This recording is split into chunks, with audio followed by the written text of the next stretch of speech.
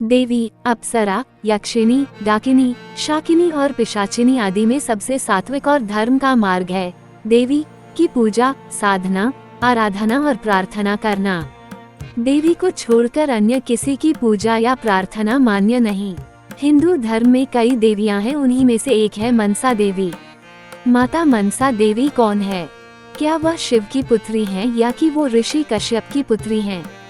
क्या है उनकी कहानी और कहाँ है उनका खास स्थान? जानिए वह सभी कुछ जो आप जानना चाहते हैं।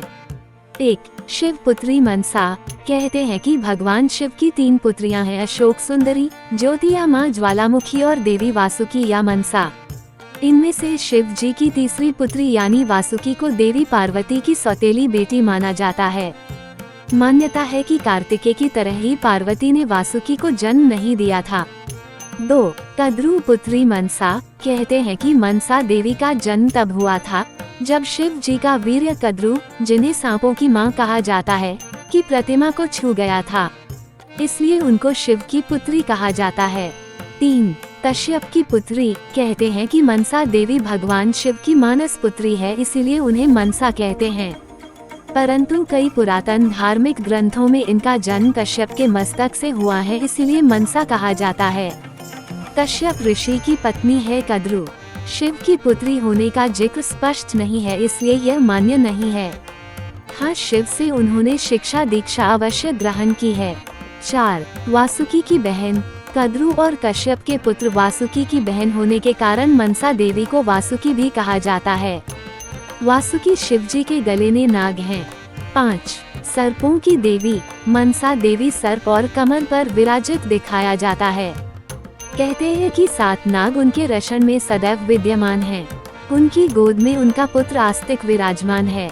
आस्तिक ने ही वासुकी को सर्प यज्ञ से बचाया था। बंगाल की लोक कथाओं के अनुसार सर्पदंश का इलाज मनसा देवी के पास होता है। 6. हरिद्वार में है मनसा देवी का जागृत स्थान। हरिद्वार शहर में शक्ति त्रिकोण है। इसके एक कोने पर नील पर्वत पर स्थित भगवती देवी चंडी का प्रसिद्ध स्थान है। दूसरे पर दक्षेश्वर स्थान वाली पार्वती। कहते हैं कि यहीं पर सती योग अग्नि में भस्म हुई थी और तीसरे पर बिल्व पर्वतवासिनी मनसा देवी विराजमान है। ये भी कहा जाता है कि यहाँ पर माता सती का मन गिरा था, इसलिए ये स्थान मनसा नाम से प्रसिद्ध हुआ। 7. मनसा देवी के पति। अधिकतर जगहों पर मनसा देवी के पति का नाम ऋषि जरत्कारु बताया गया है और उनके पुत्र का नाम आस्तिक है, जिसने अपनी माता की कृपा से सर्पों को जन्मेजय के यज्ञ से बचाया था। 8. मनसा देवी ने किया कठोर तप। कहते हैं कि मनसा माता ने भगवान शंकर की कठोर तपस्या करके वेदों का ज्ञान और श्री कृष्ण मंत्र प्राप्त किया था, जो कल्पतरु मंत्र कहलाता है। इसके बाद उन्होंने राजस्थान के पुष्कर में पुनः तप किया और श्री कृष्ण के दर्शन प्राप्त किए थे।